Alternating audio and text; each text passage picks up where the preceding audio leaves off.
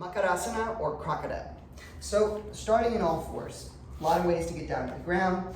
How I would suggest you do it for this particular asana is to try and get as much length in the front of your body as possible as you're coming down. So what you'll do is you will drop the hips, pull the elbows back, and slowly lower yourself down.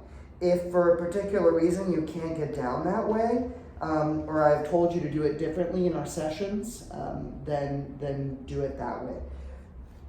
Find a position for your arms that is relatively neutral. So this is a hard thing for a lot of people to find because the tendency is to brace your shoulders up towards your ears and have the elbows here. So you want to broaden the shoulders as much as possible.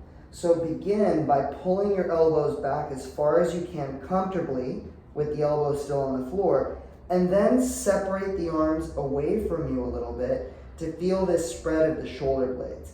And find the position that feels relatively neutral. If you've got lots of neck and shoulder tension, this may not feel great. And if you're unsure about that and you're working privately with me, then that can be something that we can explore.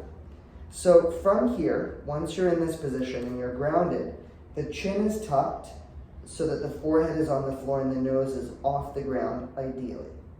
Yes, I know it's awkward if your neck is tight. So then from here, we inhale to raise up, and we exhale to lower down. Back and forth, keeping the spine long, and focusing on keeping my hips gently pressed into the floor. So a tendency for a lot of people is to squeeze your butt or to arch your butt away from the floor. Your goal here is to figure out how to gently press your pelvis into the ground without overly engaging the gluteal muscles, because you don't actually really need it.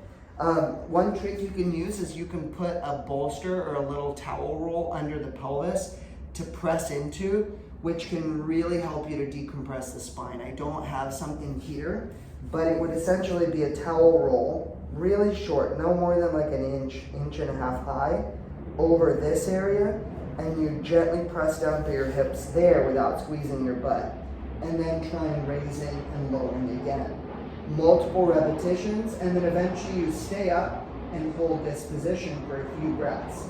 You will likely feel your whole back working.